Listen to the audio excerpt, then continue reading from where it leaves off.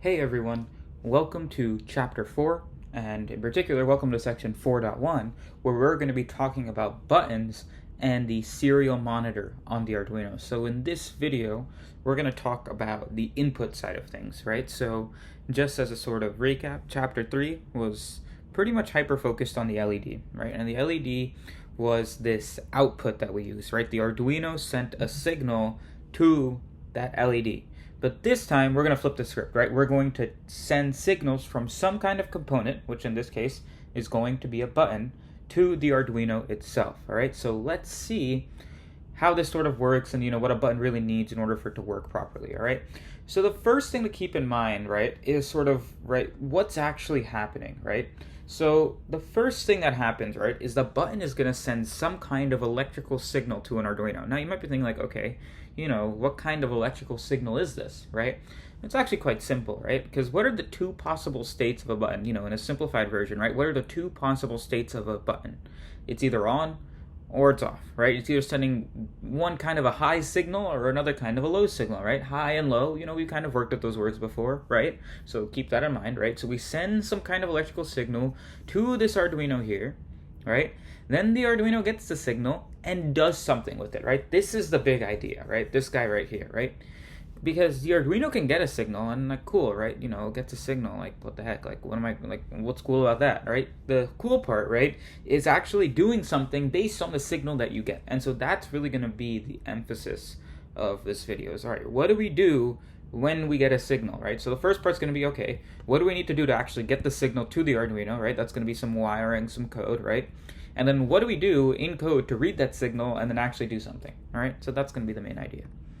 So here are some important wiring things that you might want to take note of. First of all is that we typically attach buttons to the middle of the breadboard. So half is on one side and the other half is on the other side. I'm including this and I'm wiring it this way because if you ever look online for wiring a button or schematics or whatever it may be, typically you'll see it arranged in this fashion, and so I wanted to pick the one that is pretty popular online. There are 3 connections required. The first is input, which is any digital pin. All right, keep that in mind, a digital pin. We need a 5-volt connection. Remember the 5-volt pin? We talked about that in a previous video.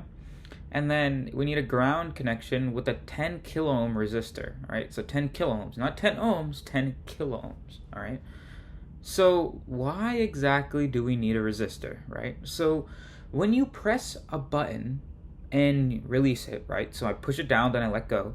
There might still be a latent charge that's flowing through the circuit. And so this latent charge makes some kind of an unknown state. We call this a floating state, right? We don't know whether or not this charge or this state rather is going to be 5 volts, ground, we don't know what's happening.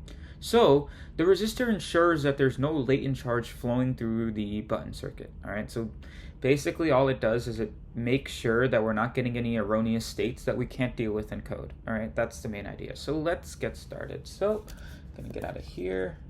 Okay, let's get to the dashboard. See, I've got my existing circuits. Let's create a circuit. Okay, and for this video, let's call it 4.1 circuit. Okay, so the first thing that we're gonna do is grab our Arduino, all right? Just make it kind of small. Actually, that's a little too small. I don't like that. That's a little too big. Oh, I wish I had a mouse. Okay, there we go. An Arduino, and then a breadboard. For the purposes of wiring, to make it look nicer, I'm going to orient it that way. And the next thing we're going to get is a button. Cool, push button right there. Now, again, like I said, we kind of wire our button across the bridge or like the middle section of the breadboard. So I'm just going to rotate it that way.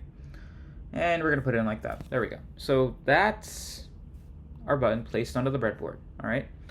Now the next thing that you're going to want to do is go ahead and extend the ground and 5-volt rails on this side of the breadboard. So let's just do that real quick. Yep, I'm just going to straighten out my wires. Change this to red. Straighten this out more. Okay, all right, that's 5 volts extended, right? Click on the ground pin, drag this over to ground. Hopefully by now this seems fairly, intuitive or trivial, right? You don't really have to think much about doing it. All right. So that's that part, right? So on one side, so the way the wiring is structured, and I should have mentioned this before, but essentially what's going to happen is the 5 volts in the ground are going to go on one side of the battery, or not the battery, so the 5 volts in ground are going to go on one side of the button, and then the digital pin wire is going to go on the other side. So we can actually get that digital pin done right now. We're going to connect it to pin 2. Again, feel free to pick any pin you want. I'm just going to pick 2. Okay, let's straighten out some wires. Let's change this to another color. How about turquoise? Cool. Okay, and then, right, we need to connect 5 volts in ground. So we're just going to grab this guy, drag it right there, change this to blue. And then we're going to use we'll put the resistor on the ground end. Resistor.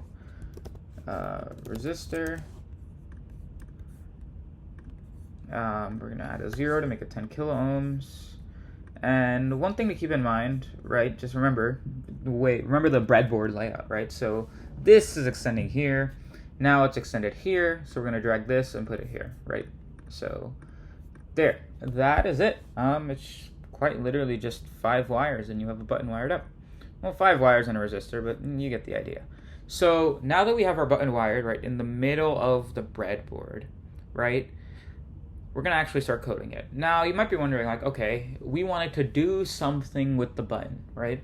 So what's the most natural thing we could possibly do? Well, of course, we're going to light an LED, but I'm going to show you how you can light up an LED with an Arduino without actually wiring an LED. I know you're really confused, like, what the heck? I mean, like, you got to wire an LED to obviously use it, right?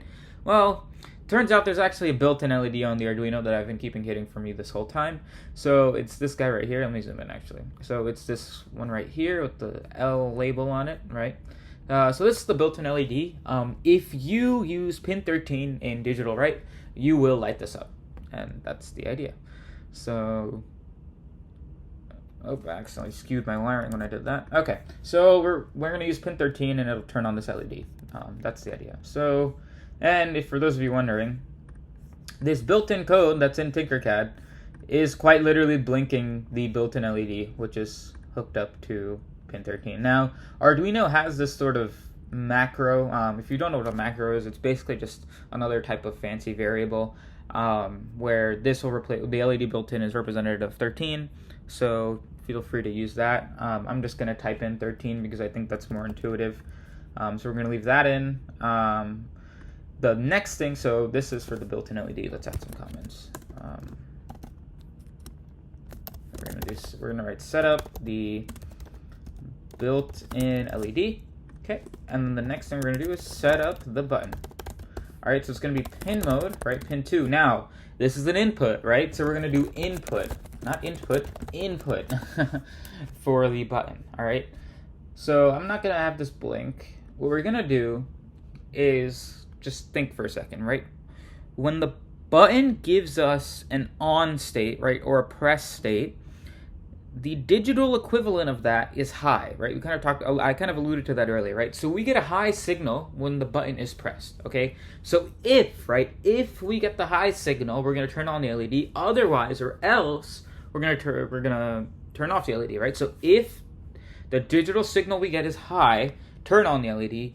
Else, if the digital signal we get is not high, which means it must be low, then turn off the LED, okay? So if, right, this is the way if statements work, right? So we're going to have if, and then in parentheses, the condition, all right? So if, and the condition is that the digital signal that we read from the button is high. The digital signal we read.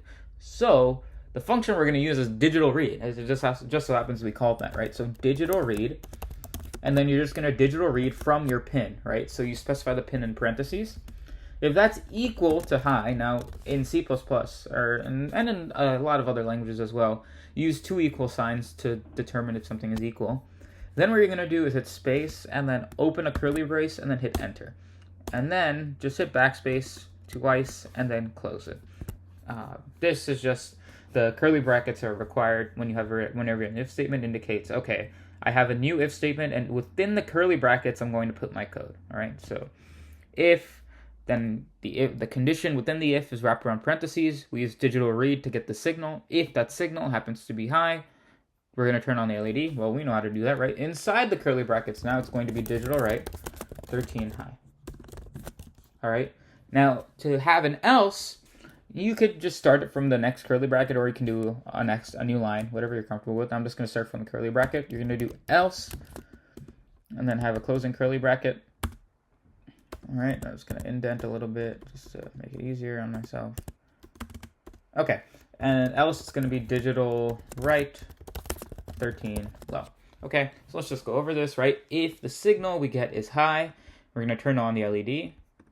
Otherwise, if it's not high, which means it must be low, we're going to turn off the LED, okay? So let's just write that down. If signal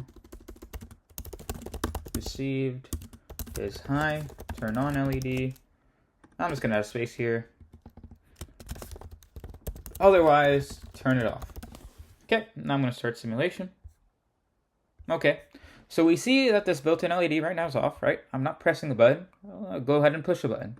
You can see it turns on, right? I can hold it, it'll stay on. I let go, it turns off. You know, I can repeatedly click it. We can see it goes on and off, all right?